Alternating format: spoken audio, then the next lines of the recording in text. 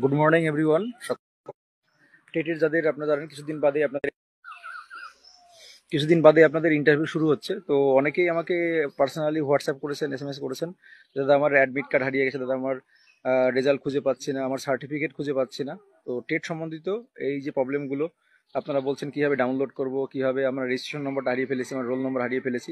তো তাদের জন্য বলছি অবশ্যই প্রথম কথা, আমাদের যে টেলিগ্রাম গ্রুপ আছে, আমার যে টেলিগ্রাম গ্রুপ আছে মিঠুন দা বলে সার্চ করবেন টেলিগ্রামে গিয়ে। সেই টেলিগ্রাম গ্রুপে পুরো যে 52,000 টেট পাস তার পিডিএফটা পুরো দেওয়া আছে, তাদের সেখানে তাদের কত নম্বর পেয়েছে, রোল নম্বর, রেজিস্ট্রেশন নম্বর সেখান থেকে নিয়ে নিতে পারবেন। এবং পরবর্তী প্রশ্ন হচ্ছিল আপনাদের অ্যাডমিট কার্ড, সার্টিফিকেট যারা হারিয়ে ফেলেছেন, কার্বন কপি যারা হারিয়ে ফেলেছেন, তারা কীভাবে কী করবেন। প্রথমেই বলি, আপনাদের যখন আবেদন ইন্টারভিউয়ের জন্য আবেদন শুরু হবে, তখন কিন্তু আপনারা সেখান থেকে ডাউনলোড করে নিতে পারবেন। তো আবেদন শুরু হলে আপনাদের কিন্তু অবশ্যই যেটুকু যা আমরা জানতে পারছি যে আপনাদের জন্য ওয়েবসাইট খোলা হবে। ওয়েবসাইট অবশ্যই খোলা হবে এবং সেখান থেকে আপনারা অবশ্যই আমাদের যে সার্টিফিকেট, অ্যাডমিট কার্ড এগুলো ডাউনলোড করে নিতে পারবেন।